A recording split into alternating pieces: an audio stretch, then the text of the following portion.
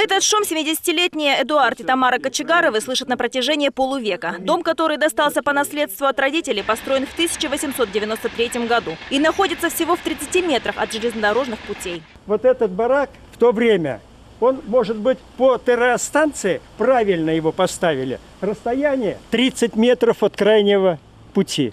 В данный момент, в наше время, когда идут скоростные пассажирские грузовые поезда, вот это расстояние должно быть в пределах не менее 70 метров, 100 метров. В 2004 году дом был передан в муниципальную собственность со всеми его недостатками. Воды в квартирах нет, а туалет один на всех, на улице. На условия проживания жалуются жители всех 7 квартир этого дома. Воды дома нет, кухня холодная постоянно, зимой отопления на кухне нет. А квартплата идет по полной. Постоянно вонь, постоянно мухи. Весной тут не пройти, грязище, ни дороги, ничего. Питьевую воду люди берут из ближайшей колонки. Однако и она не всегда работает как нужно. Вода хлещет из системы без остановки и заливает практически всю территорию. Зимой что, замерзнет? Все, караул, кричи.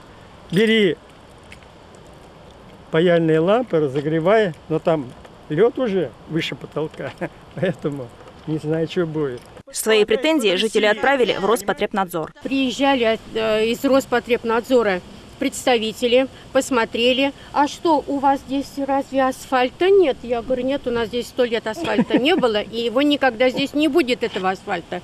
Дали Домоуправление предписание, однако ж и ВОЗ и ныне там. По словам жителей, в 2007 году дом признали ветхим, но расселять его пока не торопятся. Это не значит, что дом в программе вот этого ветхого жилья, это не значит, что он в этот период должен в обязательном порядке быть расселен, потому что он не аварийный, он не опасен для проживания. Да, он ветхий, но не аварийный.